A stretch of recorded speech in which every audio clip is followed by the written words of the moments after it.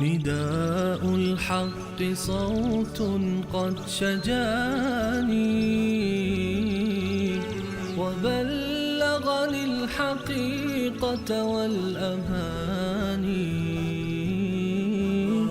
وكان لي السبيل إلى المعالي ونورا للهداية والبيان.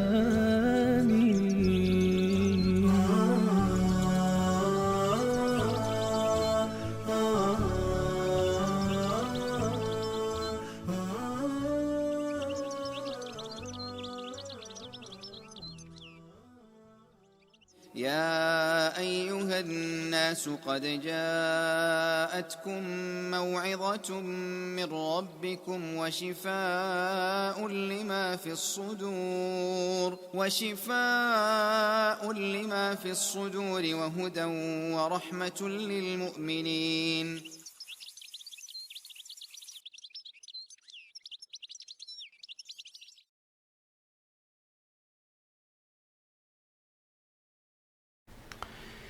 بسم الله الرحمن الرحیم. الحمد لله رب العالمین و صلاة و السلام علی سید الانبیاء و المرسلین حبیبنا محمد و علی آله و صحبه اجمعین. بینندگان عزیز و گرامی، سلام الله علیکم و رحمته و برکاته. در خدمت شما عزیزان هستیم با قسمت دیگری از برنامه نسیم رحمت. در طول ماه مبارک رمضان همیشه از جوانب مثبت و خوبی ها و دروس و عبرت هایی که در این ماه مبارک وجود دارد با شما عزیزان صحبت کردیم. اما یک موضوعی که واقعا دردآور و رنجاور بود در ماه مبارک رمضان که در برنامه امروز می‌خواهیم در مورد آن صحبت بکنیم،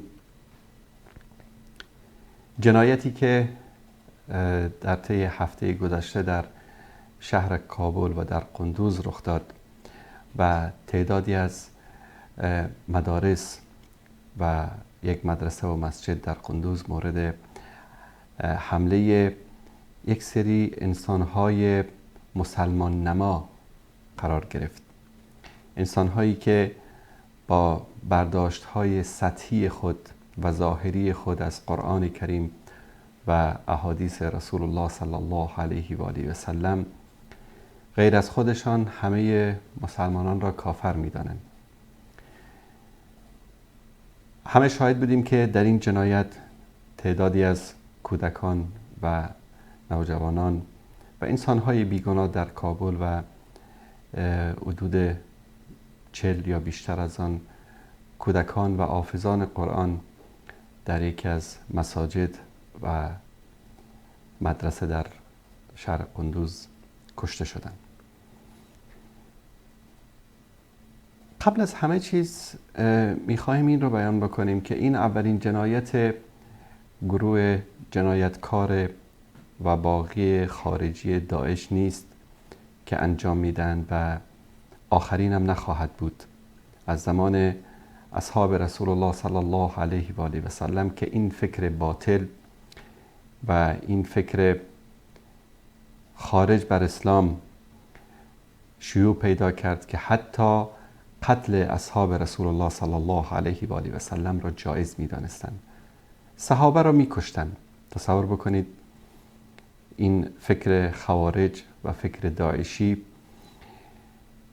اصحاب رسول الله صلی الله علیه و سلم را مباح دم اعلان کردند. سیدنا علی رضی الله تعالی عنه را به شهادت رساندند و قصد به شهادت رساندن عمرو بن عاص و معاویه رضی الله تعالی عنهما را هم کردند و چه بسیار از انسان‌های مظلوم رو در طی سال‌های متمادی که این گروه رشد کرد در بعضی از مناطق، در نهاوند، در اهواز و مسلمان ها را میکشتن، مال و دارایی آنها را به سرقت میبردن. البته در نزد اونها غنیمت محسوب می شود. اما در افغانستان یک کمی میایم این موضوع را ریشه یابی می کنیم. در طی سالهای اخیر در کشورهای مختلف وقتی که مسلمانان مظلومین در مقابل طواغیت، در مقابل دشمنان اسلام قیام کردند، مانند قیام و جهاد مردم مسلمان عراق، قیام و جهاد مردم مسلمان سوریه، در یمن، در فلسطین، در کشورهای مختلف و در افغانستان، این گروه بی سر و بی پا که در این گروه توسط سازمان‌های استخباراتی به طور غیر مستقیم ساخته و پرداخته شدند و برای از بین بردن مسلمانان، از بین بردن علما و دعوتگران و مجاهدین واقعی شروع به فعالیت کردن، هیچ شکی نیست. با یکی از اینها بحث می کردیم، وقتی که این حرف رو بهش زدم گفت که شما عجب انسان‌هایی هستید، ما را همینا می‌کشند و اینا ما را درست کردن. ببینید مسلمان باید خیلی زیرک باشه، خیلی هوشیار باشه. سازمان‌های استخباراتی وقتی بخوان بیان یک گروه مذهبی رو با فکر کج و معوج از اسلام تأسیس بکنن، فکر نکنید که کارلوس یا جان یا فلان یک نصرانی، یک آمریکایی، یک اروپایی رو میفرستن، بعد میگن بله شما بیاید یک گروه اسلامی درست بکنید و هدف شما این خواهد بود که مسلمان ها رو ضربه بزنید. خب پیش انسان عاقل این کار رو نمی کنه. اما انسان هایی رو میارن به نام ملا، به نام آخوند، به نام دعوتگر، به نام استاد و از طریق غیر مستقیم اینها رو تمویل میکنن، کمک میکنن. شاید مثلا یک انسانی رو، یک انسان مسلمانی رو، یک انسان ساده‌لوحی که دم از اسلام میزند رو توسط یک تاجری که به ظاهر مسلمان باشد کمک بکنن و برای این کار و برای این اعمالی که انجام میدن نمونه‌های زیادی وجود دارد. بعد به اون میگن تو یک مدرسه‌ای درست بکن، یک مسجدی درست بکن، بله دعوت به سوی این بکن، دعوت به سوی اون بکن. و این انسان ساده‌لوح فکر نمی‌کنه که در پشت پرده چی است. آهسته آهسته قدم قدم همان افکاری رو که میخوان، همان افراطیتی رو که میخوان در بین مسلمان ها پیاده بکنن توسط این شخص به شاگردانش و از شاگردانش به عامه مردم و کم کم فتنه و فساد در جامعه ایجاد میکنن. و این در طول تاریخ وجود داشته. و جالب اینجاست که در هر کشوری که مسلمان ها همونطوری که ذکر کردم قیام کردن، جهاد کردن در مقابل طواغیت، در مقابل دشمنان اسلام، ببینید که سر و کله این گروه دولت اسلامی یا داعش پیدا می شود و به اشکال مختلف به مسلمان ها ضربه می زنند. در عراق دیدیم که آمدند و به جای این که در مقابل آمریکایی‌ها، در مقابل متجاوزین اینها جنگ بکنن و جهاد بکنن، بعد از این که جهاد و مقاومت مردم مسلمان عراق به ثمر نشست و دشمن و کشورهای صلیبی که حمله کرده بودن به زانو در آمدن، یک دفعه دیدیم که اشخاص مجهول الهویه به نام ابو فلان و ابو علان پیدا شدن و اینها شروع کردن شهرها را یکی پس از دیگری از دست کی بگیرن؟ از دست مسلمان ها. و این مسلمان هایی که سالها جهاد کرده بودن در مقابل کفار، اینا شدن مرتد، اینا شدن منافق و این دولت اسلامی یا داعش شد مسلمان واقعی.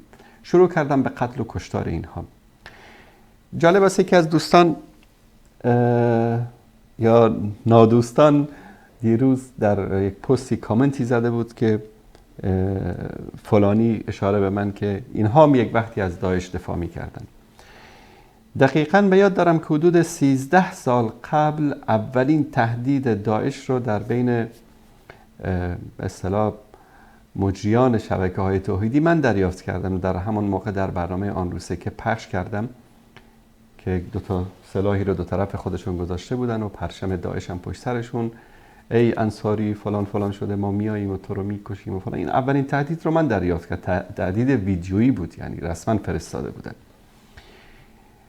ما در هر موقع گفتیم و بازم میگیم که طرفدار جهاد هستیم، مقاومت هستیم، طرفدار مبارزه بر علیه کفر و الحاد هستیم، اما طرفدار جنایت و افراطیت به نام اسلام نیستیم، حالا به هر نامی که میخواهد باشد، به نام سنی باشد، به نام شیعه باشد، به هر نامی که باشد. در عراق اینا آمدن به همین شکل مسلمان ها رو کشتن، مجاهدین واقعی رو کشتن و شهرها رو یکی پس از دیگری گرفتن، موصل و خلاص شهرهای دیگر رو شروع کردن به کشتن انسانهای بیگناه. در اینجا وقتی که ما میگیم انسانهای بیگناه، میان میگن که نه خیر، اینا بیگناه نبودن، اینا یا در حکومت سابق کار میکردن، یا اینا شیعه بودن، یا اینا مثلا حالا از فرق و مذاهب دیگه بودن. ما به اینها میگیم که در کجای دین، در کجای اسلام، در کجای قرآن گفته که شما میتوانید کسانی که مخالف شما هستند رو به این راحتی بکشید و به اشکال فجیعی بکشید، گردن بریدن، آتش زدن و جنایات دیگری که انجام دادن. درست است ما با شیعه مخالفت داریم و تضاد داریم، عقایدشان را قبول نمی کنیم، اما این را هم با صراحت و با جرأت میگیم که هیچ مسلمان سنی حق ندارد که هیچ مسلمان شیعه‌ای رو بکشد، مادامی که در کنار ما زندگی میکنن، به شکل مسالمت آمیز بر ما تجاوز نکردن، بر ما حمله نکردن، بر علیه ما قیام نکردن، بر علیه ما سلاح نگرفتن، کشتنشان جایز نیست. تازه اینا که منتسب به اسلام هستن، ولو این که یهودی باشد، نصرانی باشد، هندو باشد، سیک باشد، بت پرست باشد و در کنار ما زندگی می کند، در جامعه اسلامی در شهر ما زندگی می کنند، ما حق نداریم که اونها رو بکشیم، حق نداریم که به اونها تجاوز بکنیم، خون اونها رو بریزیم، مال اونها رو غصب بکنیم. این قاعده قرآنی است که متاسفانه این نابخردان و این دشمنان دین اطلاع ندارن و یا خودشان را به نادانی زدن. من در اینجا اول میم سر قضیه این که آیا در جوامع اسلامی کشتن کفار جایز است؟ ببینید، کفار سه نوع هستند. یکی کافر ذمی است، یکی کافر معاهد است، یکی کافر حربی است. کافر ذمی آن کافری است که در کنار ما زندگی می کند، در شهر ما همسایه ماست، کافر است، هندو هست، سیک است، مسیحی است، یهودی است، بت پرست است، ملحد است، هر دینی که دارد. تنها وظیفه تو به عنوان یک مسلمان این است که ادعو الی سبیل ربک بالحکمه والموعظه الحسنه، با حکمت، با سخن نیکو اون رو دعوت بکنی، اجبارش نکنی. لا اکراه فی الدین، مجبورش نکنی تو بیا چاقو رو گردنش بگیر تو بیا کلمه بگو، نه، اینطور مسلمان به درد نمیخوره. اینطوری مسلمانای شناسنامه خود ما زیاد داریم. این اهل ذمه است، اینا کسایی هستن که در این کشور به دنیا آمدن، در کشور اسلامی در کنار ما بزرگ شدن و شهروند این کشور هستن. کشتن اینها، اهانت به اینها، توهین به اینها جایز نیست. الله سبحانه و تعالی در سوره ممتحنه آیه 9 میفرماید که آیه 8: لا ینهاکم الله عن الذین لم یقاتلوکم فی الدین. الله سبحانه و تعالی شما را من نمی کند از این که به کسانی که به خاطر دین با شما نجنگیدن، ولم یخرجوکم من دیارکم، شما را از شهر و دیارتان خارج نکردن، بیرون نکردن، ان تبروهم، که با آنها نیکی بکنید. سبحان الله، نیکی بکنید؟ بله، باید نیکی بکنید. حق همسایگی رو باید ادا بکنید. در وقت نیاز باید بهش کمک بکنید. اگر بهش ظلم میشه باید ازش دفاع بکنید. اگر مظلوم است باید در کنارش وایستید. این در مقابل کافر است. کافری که در یک کشور اسلامی زندگی میکند. نیکی بکنید با آنها.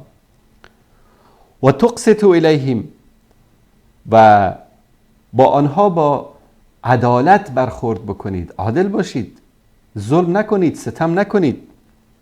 ان الله یحب المقسطین، الله سبحانه و تعالی عدالت پیشگان را دوست دارد. رسول الله صلی الله علیه و آله و سلم در حدیث صحیح می‌فرمایند که کسی که اهل ذمه رو، کفاری که در سرزمین‌های اسلامی زندگی می‌کنن، اهل اون منطقه و شهر هستند، اذیت می‌کند، انگار که مرا اذیت کرده است. در حدیث صحیح دیگر می‌فرمایند که کسی که اهل ذمه را بکشد، بوی بهشت هم به مشامش نمی‌رسد. اینا اهل ذمه هستند که در کشورهای اسلامی زندگی می‌کنند. حالا به این گروه جاهل نادان داعش میگیم که اینایی را که شما میکشید، اگر به عنوان مسلمان میکشید که قتل مؤمن یا مسلمان حرام است، جایز نیست. من قتل مؤمنا متعمدا فجزاؤه جهنم.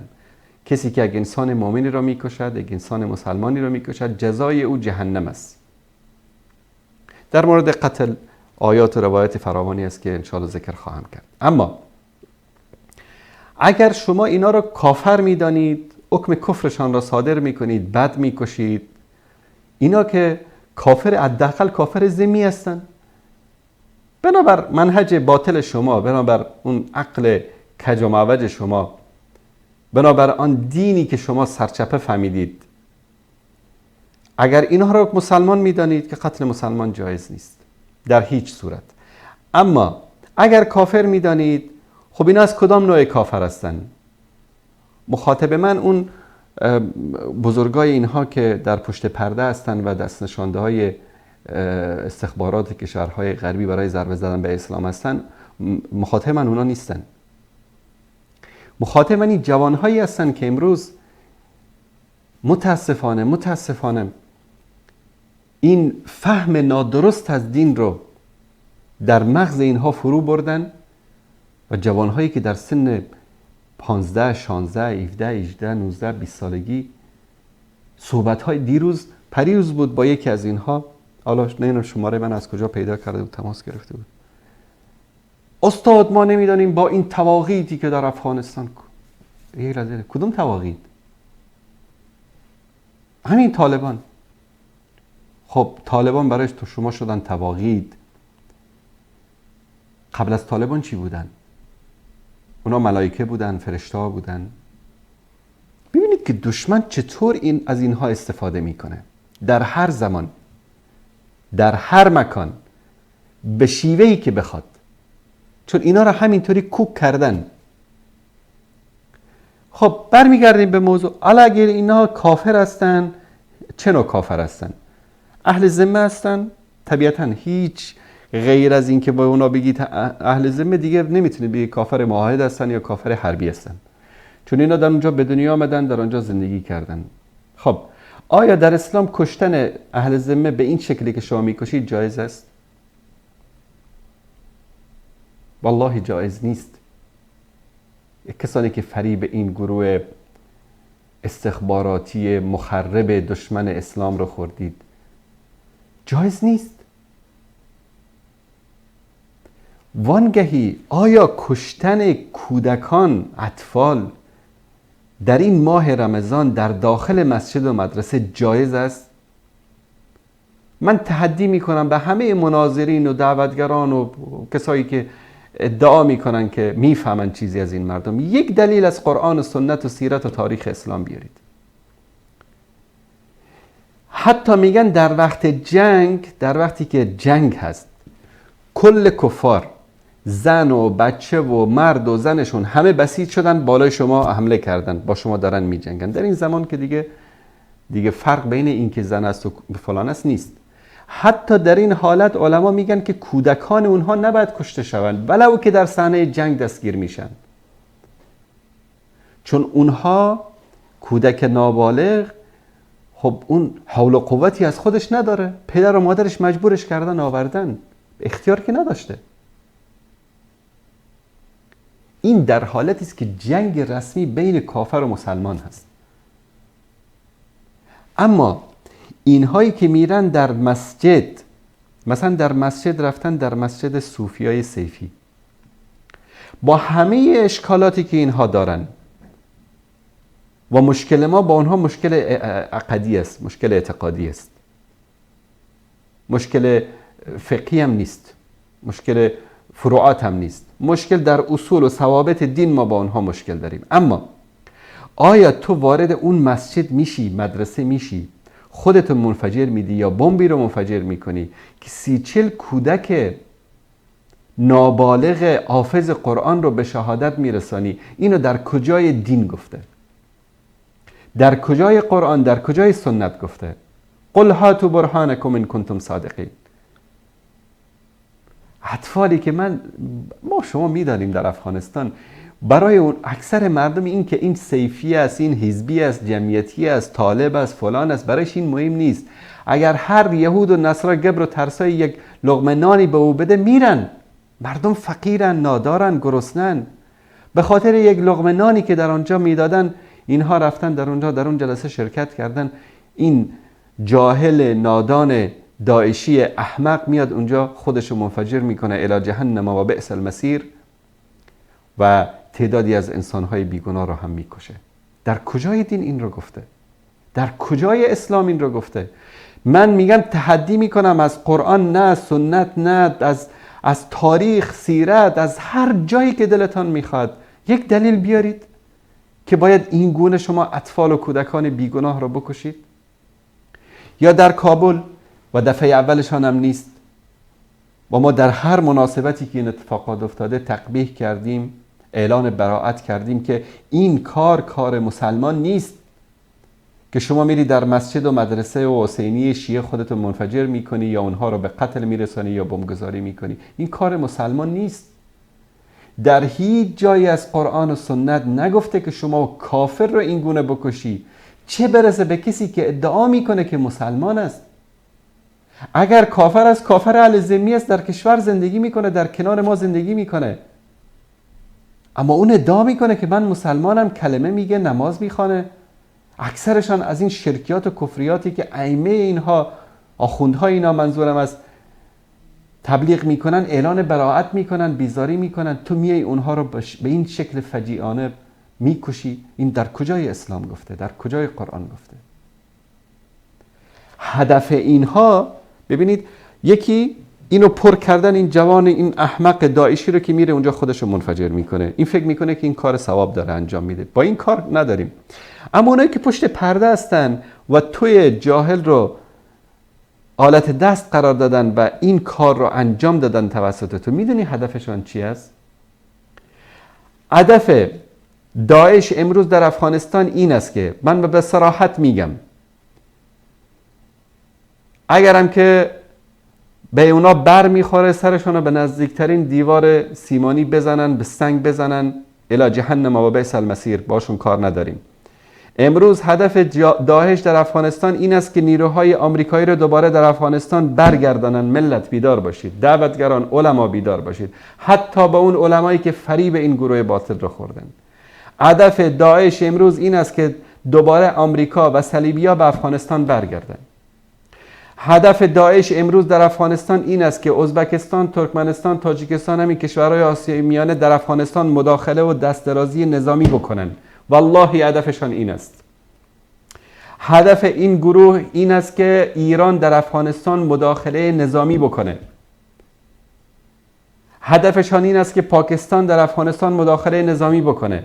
هدفشان این است که همین حکومتی که امروز در افغانستان بعد از 20 سال قربانی ها و زحمات و تلاش انسان‌های مخلص، من نمیگم همه‌شان مخلص هستن، انسان‌های مخلص که مال و جانشان را در راه دین فدا کردن، امروز یک امنیت نسبی آمده، امروز یک حکومت مستقل برای اولین بار بعد از 40-50 سال در افغانستان، یک حکومتی که احساس می‌کنیم حکومت مستقل است آمده. اینو نمیخوان. به خاطر همین جبهه مزاحمت هم از اینا طرفداری میکنه، از داعش، و همه تسهیلات هم برای اینها آماده میکنن. و شاهد باشید که هر روزی که این جماعت در یک کشوری پیدا شدن، هدفشان ضربه زدن اسلام است، اسقاط حکومت اسلامی است، از بین بردن دعوتگران واقعی، علمای واقعی اون جامعه است. بس است برای خدا؟ آیا تجربه عراق کافی نیست؟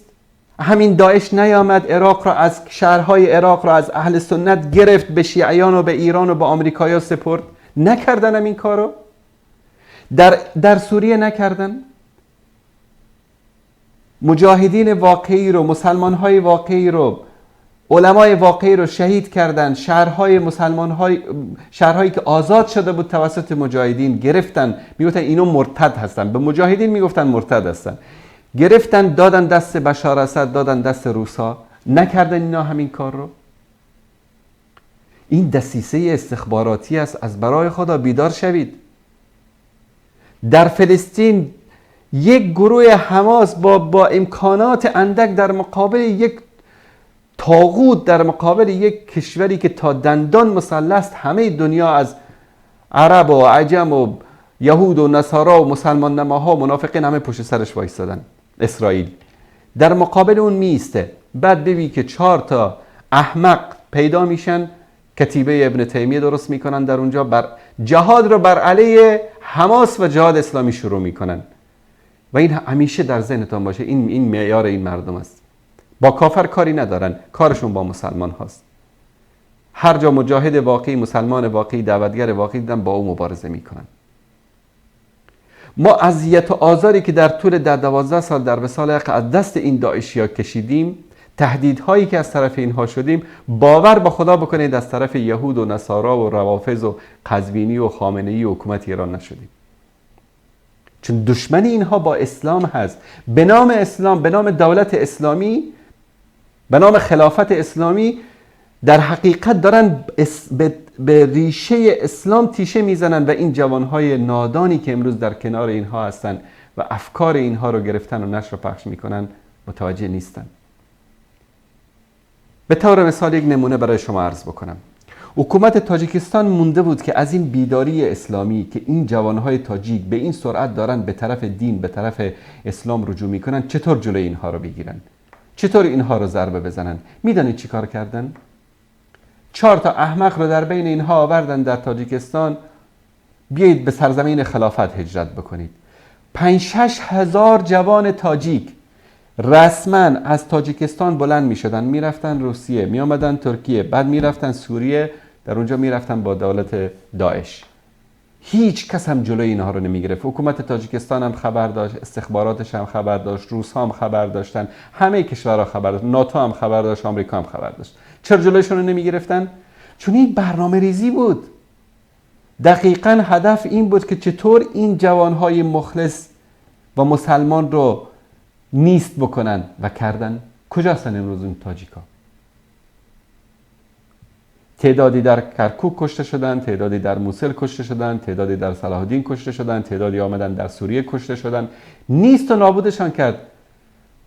و همسران جوان و دختران جوانشان امروز در زندانهای روافض در عراق شبانه روز مورد تجاوز افسران کثیف رافضی قرار میگیرند. و هنوزم یک جوان احمق رو میبینی که امروز بلند میشه میگه که دولت اسلامی. کدام دولت اسلامی؟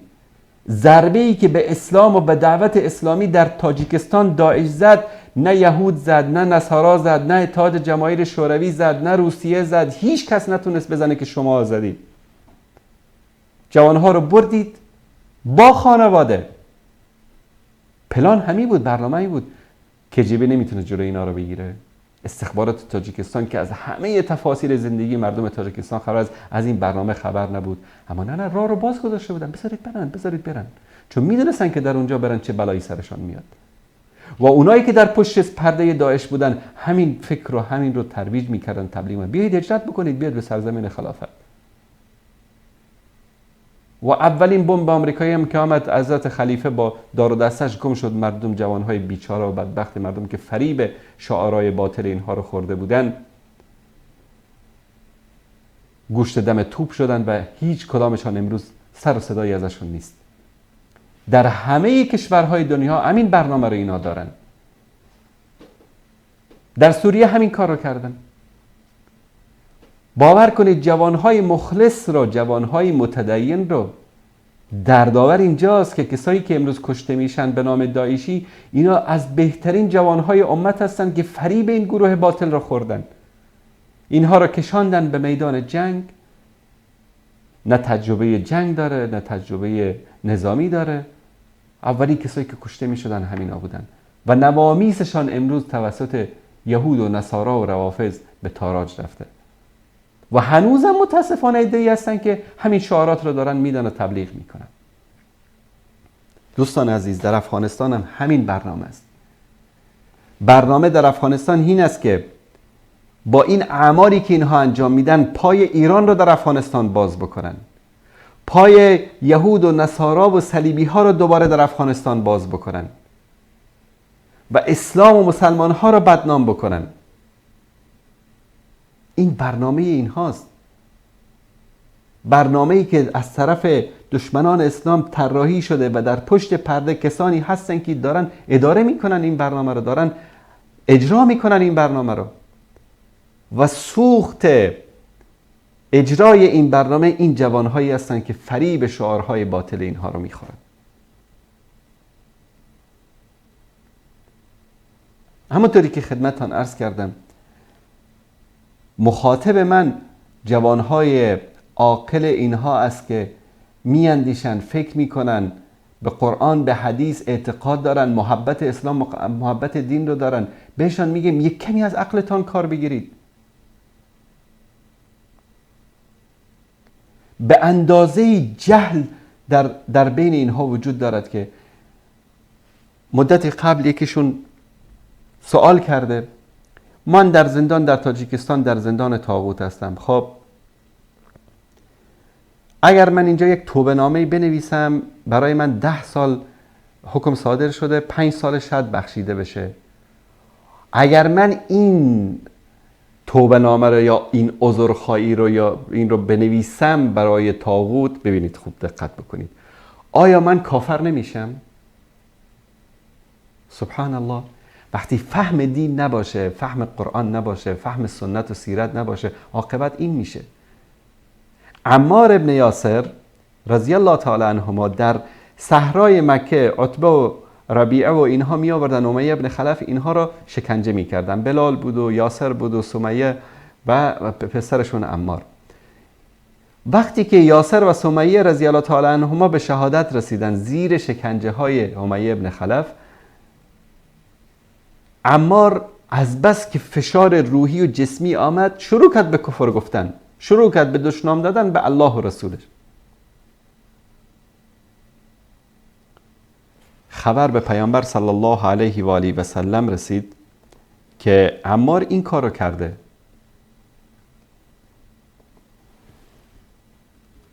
من خدمت شما این آیه رو بیارم.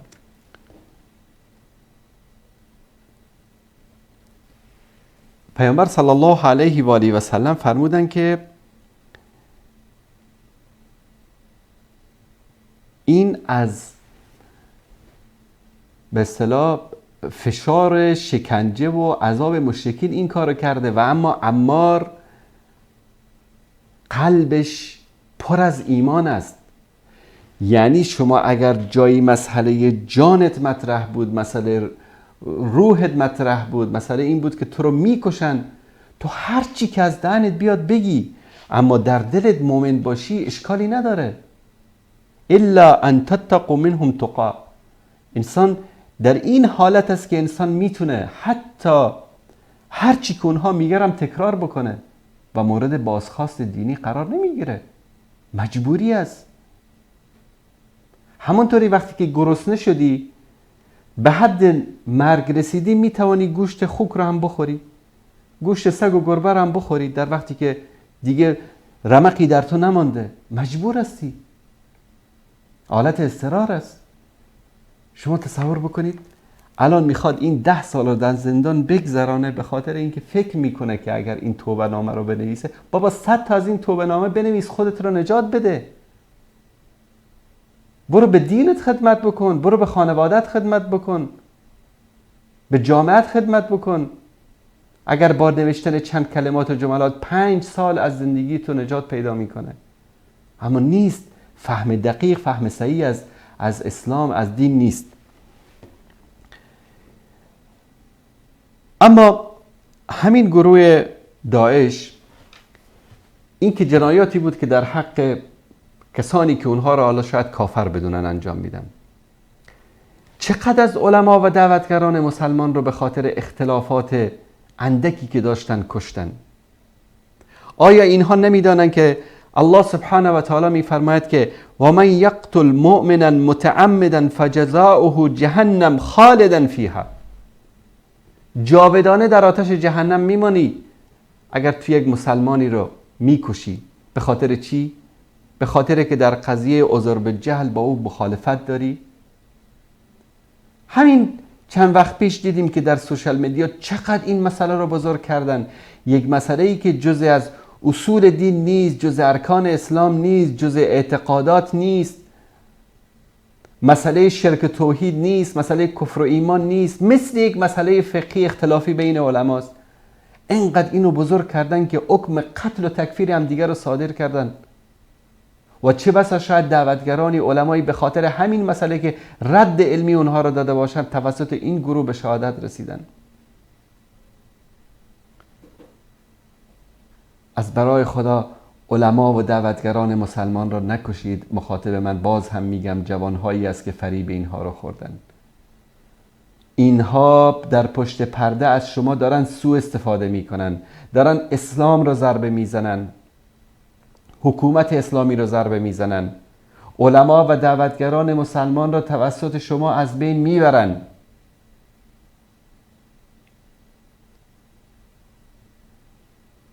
اینها نه منهجی دارن، نه اعتقادی دارن، نه دلیل و برهان قاطعی دارن. هواپرستن، هواپرست.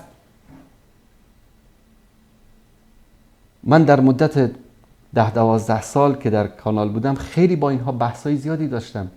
تعداد زیادی از اینها قانع شدن در آن موقع از عراق برگردن و برگشتن. خیلی هاشان برگشتن با چند لحظه صحبت باشون، چون اینا رو فریب دادن با 2-3 تا دلیل قرآنی. فریب اینا رو، دلیل برداشت به اصطلاح اشتباه از قرآن، اینا رو فریب دادن با 2-3 دلیل قرآنی. باور کنید که همشون به اشتباهات خودشون پی بردن. خیلی هاشون برگشتن. بعد از اولین صحبتی که با حدود 700-800 نفر از اینا از عراق برگشتن به ترکیه و تعدادشون زندگی میکنن، تعدادشون رفتن به کشورشون یا به کشورهای دیگه رفتن، نمیدونم، اطلاعی ندارم. فریب خوردن. و وظیفه علما و دعوتگران حقیقی این است که بیان بکنن. سکوت نکنید در مقابل این فرقه گمراه. باور کنید خطر داعش از خطر یهود بدتر است، از خطر آمریکا و ناتو بدتر است. اینها به نام اسلام فریب میدن جوانان ما را، فرزندان ما را فریب میدن. اینها مسلمان ها را میکشن، مخلصین را میکشن، صادقین را میکشن، دعوتگران را میکشن.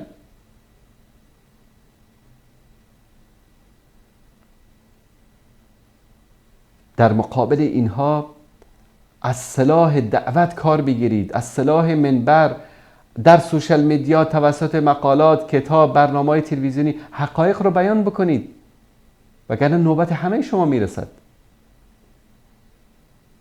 2 فکری است که امروز در افغانستان و در خیلی از کشورهای اسلامی سبب بدبختی و دربدری مسلمان ها شده. یکی فکر خوارج، همین فکر داعش، و یکی فکر مدخلی.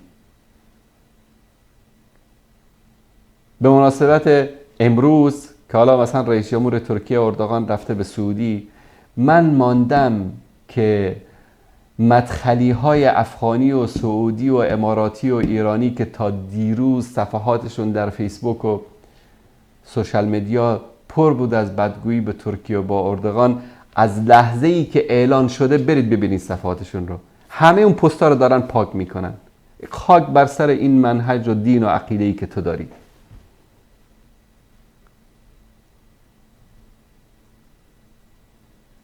تا دیروز بعد ترکیه و اردوغان میگفتن، الان دارن همه پستا رو پاک میکنن. من مدخلی های امارات رو بعد از سفر چند ماه قبل اردوغان به امارات، همونایی که تا دیروز بدگویی میکردن، پستای بدگویی خودشون رو دلیت کرده بودن، شروع کرده بودن به مداحی. تعریف و تمجید از ترکیه و اردوغان. این دین و عقیده و مذهب اینا اینطوری است. همینای مدخلی های افغانی که تا دیروز در فیسبوک بر علیه اردوغان و ترکیه صحبت میکردن الان نمیدونم چیکار میخوان بکنن و یقین بدانید همشون دارن پاک میکنن پست های سابقشون رو. این دین اسلام نیست، این دین قرآن نیست، این دین محمد رسول الله صلی الله علیه و سلم نیست. دین همون کسی است که ولی امر خودشون قبول دارن. اگر اون با هر سگی نشست، این هم برای از اون یک ملک درست میکنن، یک فرشته درست میکنن. و اگر هر مسلمانی رو اون ولی امر خود ساخته خودشون بد گفت، خلاص اون بد است، از اهل جهنم است. داعش و خوارجی که امروز هستن و فکر باطل مدخلی و جامی، اینها نه منهجی دارن، نه یک اصول و ثوابتی دارن، هیچی ندارن. منهج اینا فقط همون سیاست همون کشور، سیاست ولی امرشون. دینشون سیاست کشور است، عقیدهشون سیاست کشور است، فقهشون سیاست کشور است. هر طرفی که سیاست تغییر کرد اونا همون طرف تغییر میکنن. پس مسلمان باید صاحب یک منهج باشه، صاحب یک اصول و ثوابت باشه در دین. مسلمان باید پیرو قرآن و سنت باشه،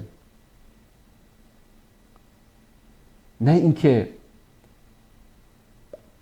من تعجب میکنم، یعنی 30-40 سال است در افغانستان استخبارات کشورهای مختلف به اشکال مختلف خون مسلمان را به دست مسلمان میریزن، اما اینایی که امروز به نام اسلام، به نام خلافت، به نام دولت اسلامی این جنایات را انجام میدن که بیایید ما به اونا میگیم عاقلانه بیندیشید. بشینید امشب فکر بکنید که وقتی که تویی که میری مساجد و مدارس شیعیان رو در افغانستان مثلا به این شکل منفجر میکنی، همین کاری که تو کردی به نفع کی است؟ نه این است که به نفع ایران است، نه این است که شیعیان رو بر علیه حکومتی که تازه قائم شده در اونجا میشورانی. این جنایت ها، این اعمال ضد انسانی، ضد اسلامی به خاطر نابود کردن اسلام و مسلمان هاست، نه به خاطر برپایی دولت اسلامی یا حکومت اسلامی آنطوری که ادعا می کنند. الله سبحانه و تعالی در سوره فرقان آیه 68 می فرماید که از صفات مؤمنین، از صفات انسانهای مؤمن و انسانهای متقی که پیرو قرآن و سنت هستند چی است؟ والذین لا یدعون مع الله الها آخر، کسانی هستند که با الله سبحانه و تعالی معبود دیگری رو صدا نمی کنند، هرچه میخواند از خدا میخواهند. ولا یقتلون النفس التي حرم الله الا بالحق، و هیچ انسانی را نمیکشند مگر به حق. به حق یعنی چی؟ جنگ کرد، سلاح در مقابلت بلند کرد، حق داری در مقابل سلاح بلند کنی، بجنگی، بکشی. بر تو حمله کرد، تجاوز کرد، از جان خود دفاع میکنی، میکشی. این است بر حق. دزدی کرد، جنایت کرد، قتل کرد، قصاص میکنی. اما والله در هیچ جای دین محمد صلی الله علیه و آله و سلم نگفته که بری در مسجد صوفیا رو کودکانشون رو بکشی، یا در مسجد شیعیا بری، در مدرسه شیعیا بری کودکان شیعه رو بکشی. نگفته در هیچ جا.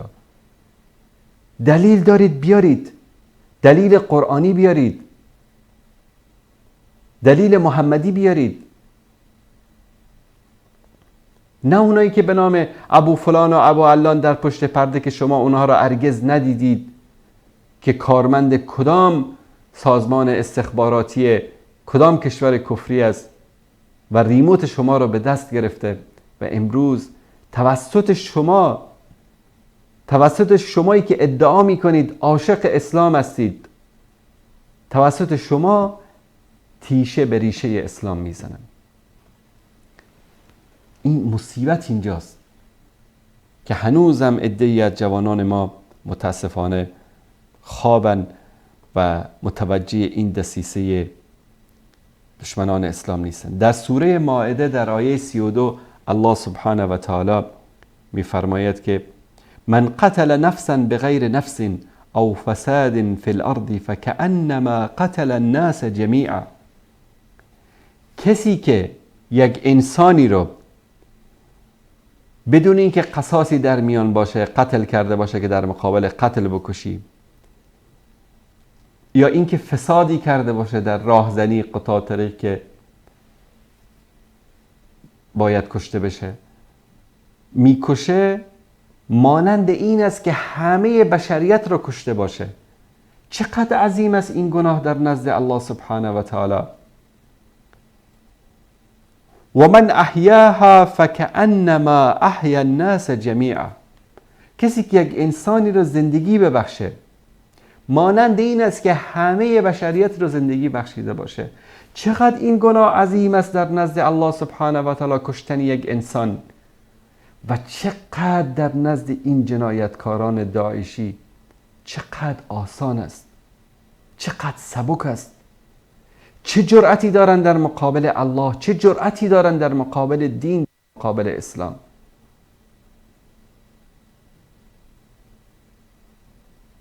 خود یکی از دوستان میگفت که اگر رسول الله و صحابه رضی الله تعالی عنهم اجمعین هم امروز حاضر بشن، زنده بشن، در این زمان بیان، همین داعشی ها حکم تکفیر پیامبر و صحابه را صادر میکنن.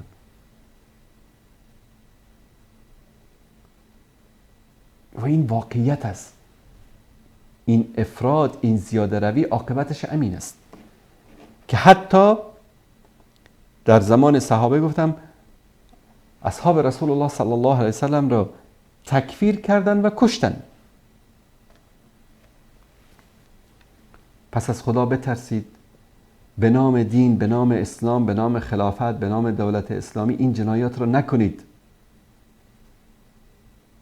فتنه و تفرقه و جنگ در بین مسلمان ها ایجاد نکنید. علما و دعوتگران مسلمان را به بهانه های مختلف مرتد گفته و منافق گفته نکشید.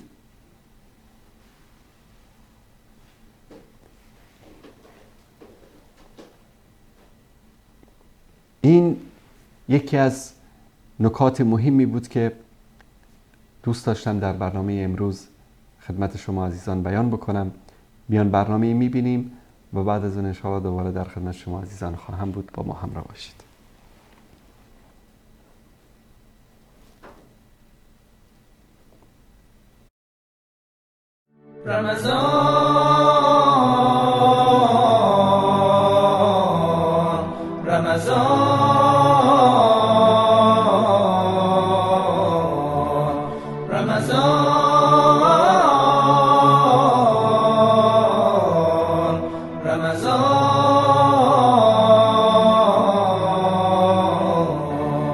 رمضان رفت و هنوز اما اسیر قفسیم. رمضان رفته و پابند هوا و هوسیم.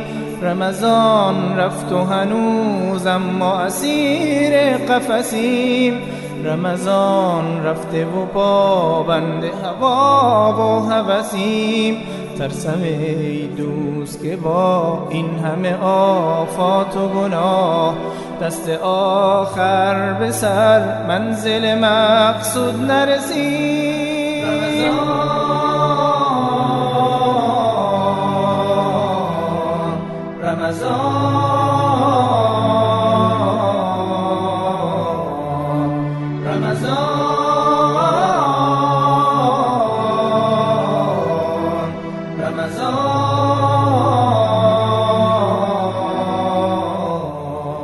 رمضان رفته و ما مانده هنوز غافل از لطف خدا محل تماشای خسیم.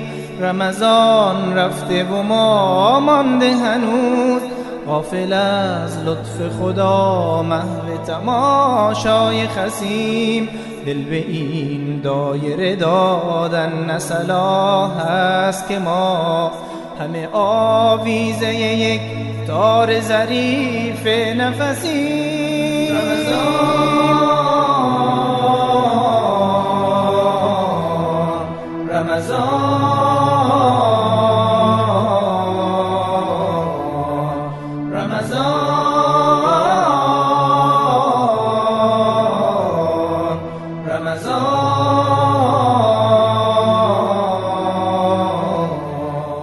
رمضان آمده با بوی فرح بخش بهشت، رمضان آمده با یاد توان بخش بهشت، رمضان آمده با بوی فرح بخش بهشت، رمضان آمده با یاد توان بخش بهشت، هدیه صاحب املاک سماوات و زمین.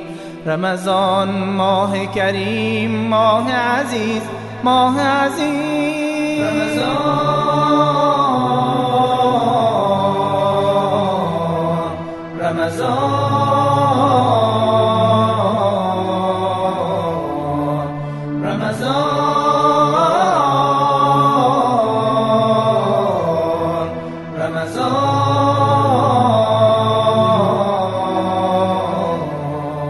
بیا با خوبان باش بر سفره قرآن، با میوه ایمان نوش از دل و جان، سرت رو بالا بگیر چون که مسلمانی، در دنیا میهمانی، فرزند قرآن، فرزند قرآن.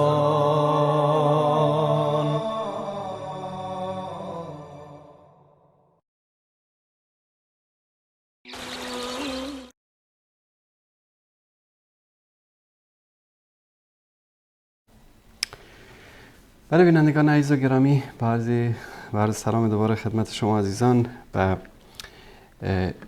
در ادامه موضوع میخواییم من اول این واتساپ رو باز بکنم، اگر که دوستانی خواستن در برنامه مشارکت داشته باشن، صحبتی داشته باشن، میتوانن به شماره واتساپ برنامه که عزیزان زیرنویس خواهند کرد تماس بگیرن و انشاءالله در برنامه در خدمتشان خواهیم بود و پیامشان رو یا سوالشان رو خواهیم شنید. انشاءالله دوستان لحظاتی بعد پیامگیر رو در اختیار من قرار میدن. اما خیلی کوتاه میخوام در مورد شرایط و موانع و ضوابط تکفیر صحبت بکنیم در اسلام. در این شک نیست که وقتی که ما مخالفت با فکر تکفیری داریم به این معنی نیست که در اسلام تکفیر وجود نداره. نه خیر، در اسلام مسلمان و مؤمن هست، کافر هست، یک سری مسائلی است که انسان رو از دایره اسلام خارج میکنه، به دایره کفر داخل میکنه.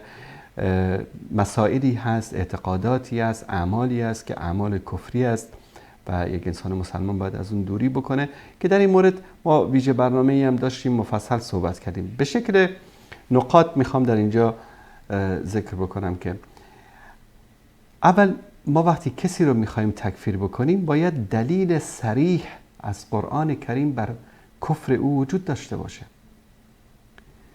مثلا یک عالمی است، یک دعوتگری است، دشمنا میخوان چطور این رو از میدان بردارن، چطور این رو گم کنن از جامعه اسلامی. چیکار میکنن؟ یک انسانهای جاهلی رو پیدا میکنن و بیشتر جوانها، بعد شروع میکنن رو مغز اینها کار کردن. ببین این طرف مثلا در فلان مسجد امام هست، خب اینجا خب چه اشکالی داره که در مسجد امام؟ نه تو نمیدونی این در مسجد امام است که این مسجد از طرف اوقاف داره اداره میشه. میخوام این سلسله چطور افکار جوانان رو تغییر میدن.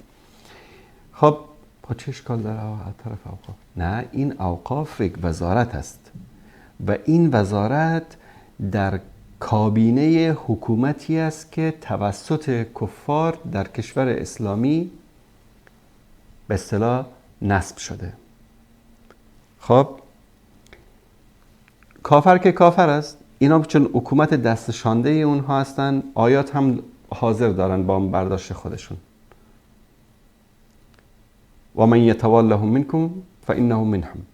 خلاص چون که این مسجد مربوط اوقاف است و اوقاف یک وزارت است در حکومت و این حکومت دست شانده آمریکاست، پس این حکومت کافر است، این وزارت کافر است، این وزیر کافر است، اوقاف کافر است، کارمندایی که در اوقاف کار میکنن کافر است. امام مسجدی که امامت مسجد مرتبط با اوقاف را هم قبول کرده به طبیعت حال کافر است.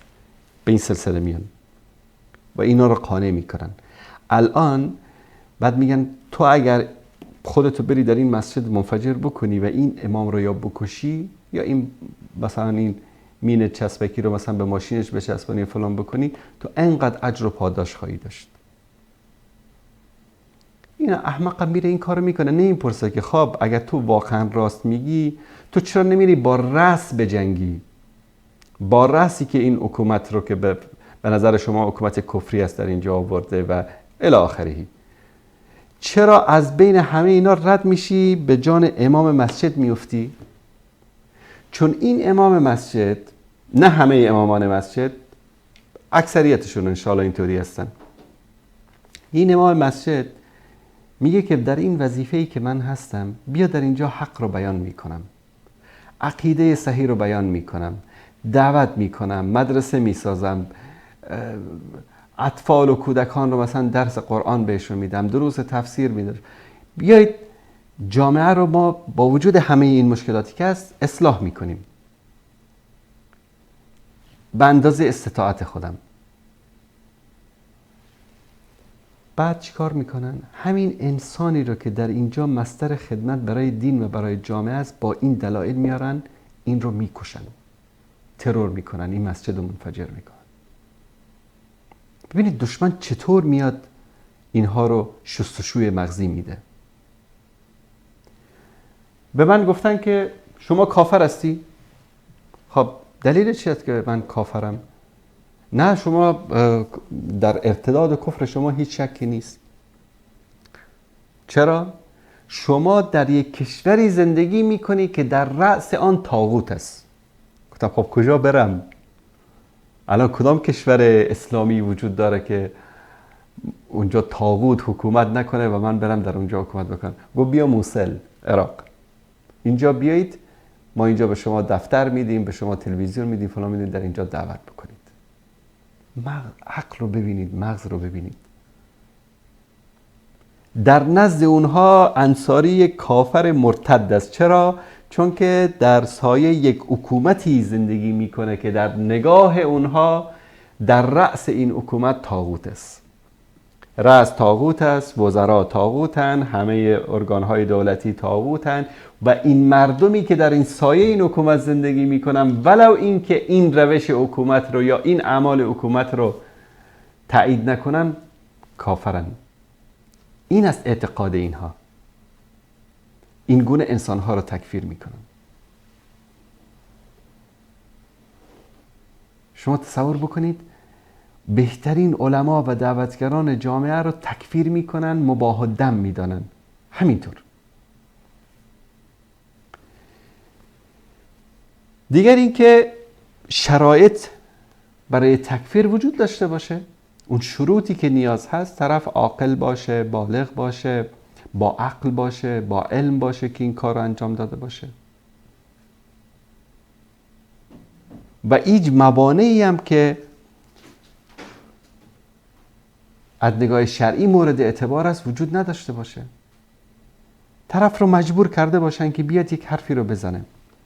من یک داستانی رو میگم تا ببینید که اینها تا چه اندازه در حماقت و در جهالت غرق هستن. یکی از علما رو در یکی از کشورها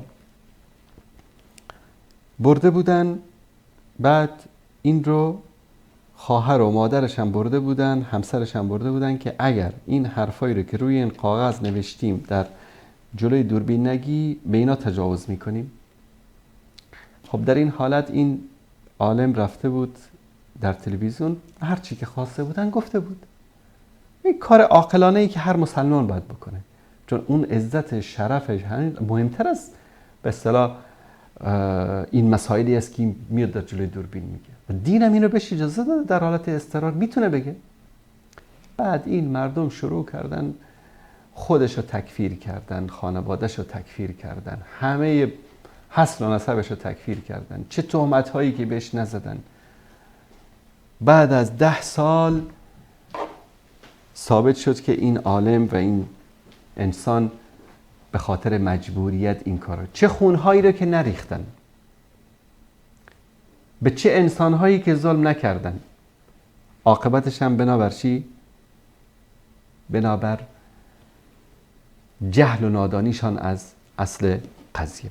و اگر مانعی مثل این وجود داشته باشه، مثل این که در برنامه گفتم که اگر کسی رو مجبور بکنن، مانند عمار ابن یاسر رضی الله تعالی عنهما که مجبور شد کلمات کفری، اما رسول الله صلی الله علیه و سلم شهادت دادن که قلبش مؤمن هست و در اون انگام جایز است. یا اینکه اگر کسی عالم باشه، آگاه هم باشه، جاهل و نادان هم نباشه و یک عملی را آگاهانه انجام داده باشه که این عمل در قرآن و سنت سبب کفر میشه، در اون صورت انسان میتونه که اون انسان رو تکفیر بکنه. یا اینکه این عمل رو عمدن انجام نداده باشه، به شکل خطا انجام داده باشه. کسی میاد یک عملی را به خطا انجام میده، دیگه بدون تحقیق، بدون بررسی نباید که حکم تکفیرش رو صادر بکنن و با اختیار گفته باشه این رو، هیچ جبر و اکراهی هم وجود نداشته باشه. اما چه چیزهایی مانع میشه که انسان کسی رو تکفیر بکنه؟ جهالت، نرسیدن احکام، عدم اقامه حجت، خطا، قولی که بدون قصد و اراده از کسی صادر شده باشه، و یا اینکه اون قولی که گفته بر اساس یک توجیه و یا تعویل باشه، یا بر اساس اجبار و اکراه یک سخنی رو گفته باشه، یک عملی رو انجام داده باشه. اینها از جمله مسائلی است که ما در اون صورت میتونیم کسی رو تکفیر بکنیم، نه اینکه بدون دلیل، بدون مدرک. و پیام آخر من این است که جوانانی که امروز فریب داعش رو خوردید، فریب مدخلی ها و جامی های گمراه رو خوردید، به قرآن برگردید، به سنت برگردید، حداقل یک بار سیرت رسول الله صلی الله علیه و آله و سلم رو بخوانید. بدون دلیل، بدون مدرک، بر اساس هوا و هوس کسی رو تکفیر نکنید. همین مدخلی ها انسان هایی هستن که ما بعد از برنامه‌ای که داشتیم در مورد یک سری حقایقی در مورد اینها، از هیچ اهانت و توهین شخصی، ناموسی در حق انسان فروگذار نمی کنن. باور کنید که یکی از اینها در صفحه فیسبوکش آدرس محل اقامت من رو هم گذاشته بود تا اگر روافض یا اگر دشمنانی بخوان اذیت و آزاری برسانن، بله آدرس هم در صفحه این آقا وجود داره. تا این اندازه اینا هستن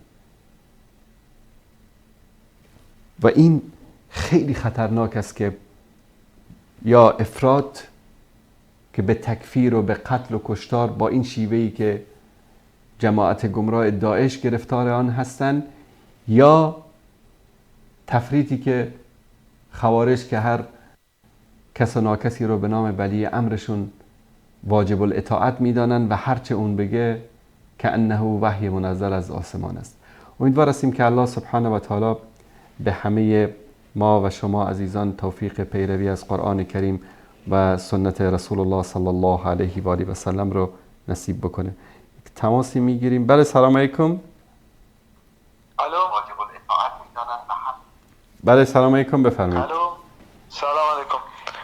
میخواستم خودتون رو معرفی کنید. صحبت کنم. خودتون رو معرفی کنید. امیررضا رضایی. آقای رضایی. بله.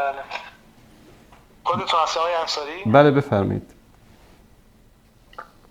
چند تا سوال داشتم استاد. میخواستم بدونم که چون من تازه مسلمان شدم، تازه موحد شدم، قبل شیعه بودم.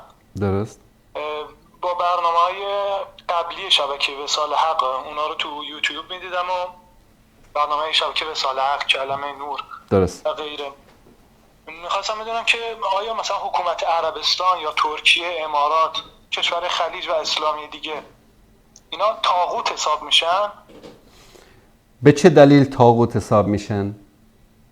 نه از شما میخوام، نمیدونم من اصلا طاغوت حساب نه میشن الان یا نه. نه الان شما میگی طاغوت، معنی طاغوت چی است؟ معنی طاغوت ظالم باشه، حکومت بدی باشه، منظورم اینه. منظور طاغوت ظالم می باشه؟ یعنی به مجرد ظلم کردن کسی طاغوت میشه؟ وقتی ما کسی رو طاغوت گفتیم یعنی چی؟ یعنی در مقابل الله قرار میگیره. درسته؟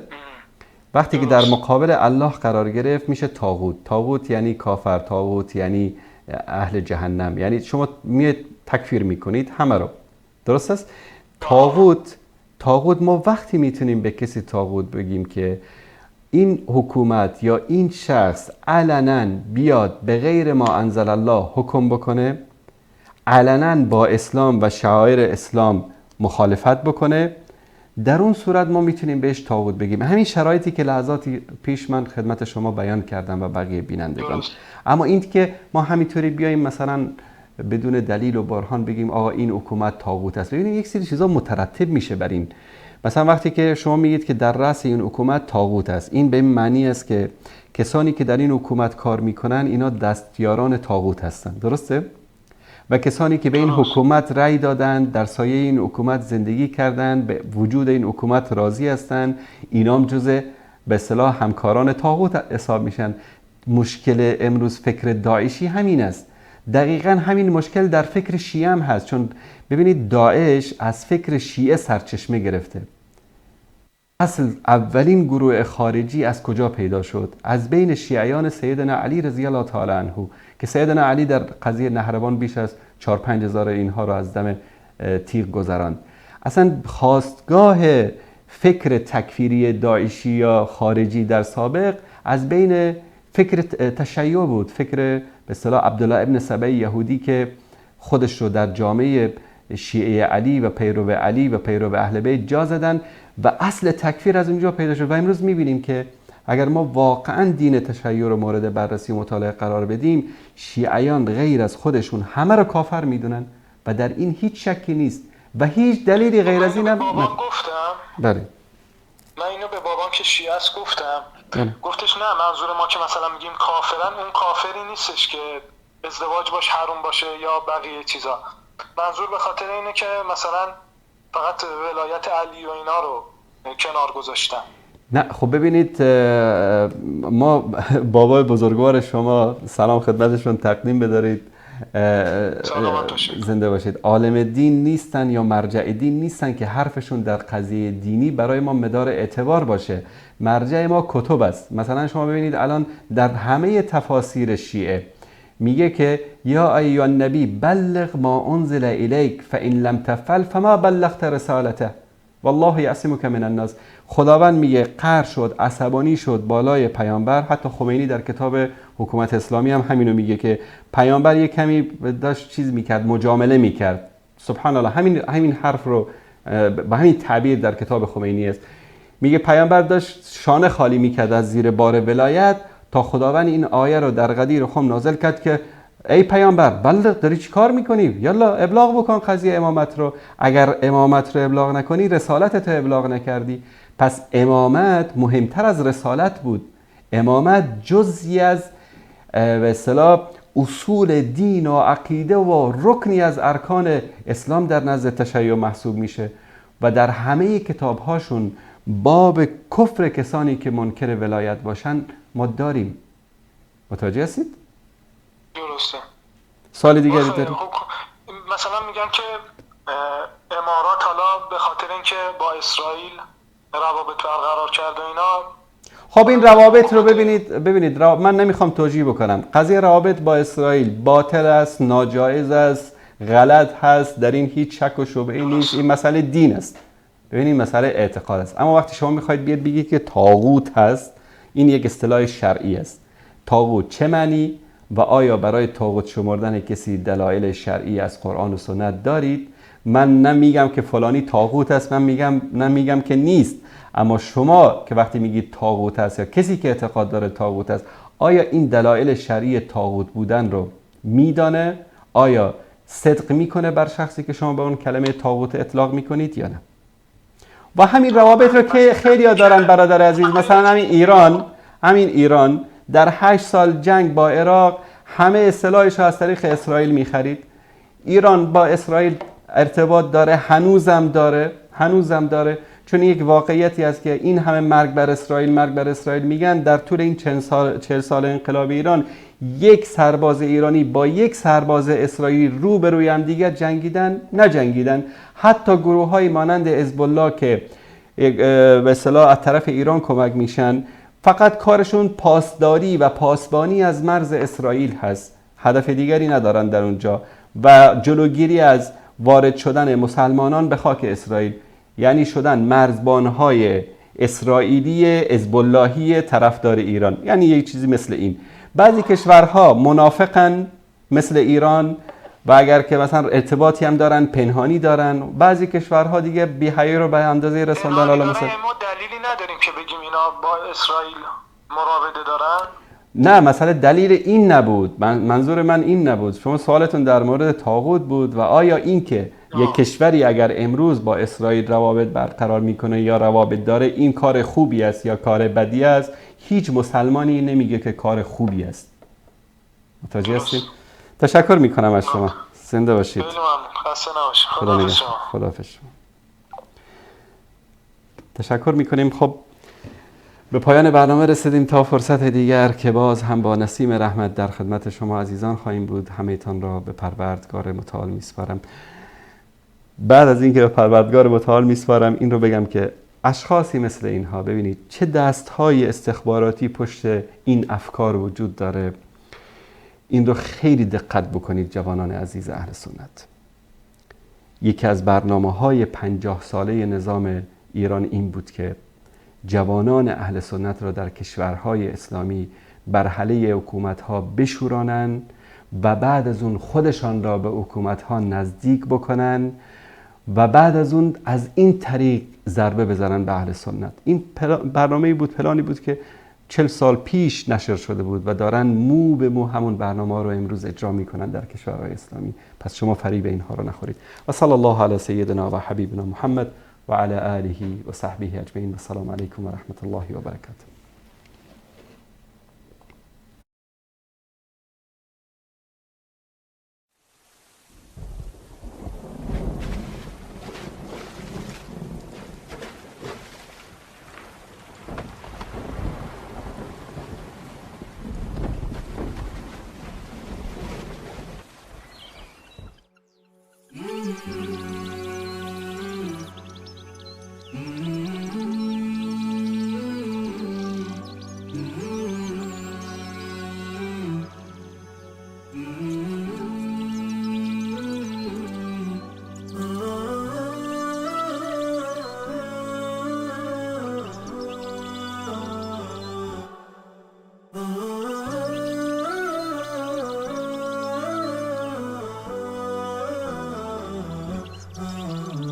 نداء الحق صوت قد شجاني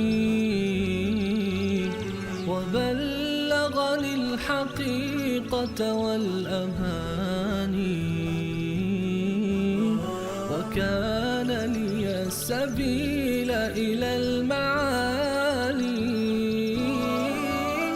ونورا للهداية والبيان.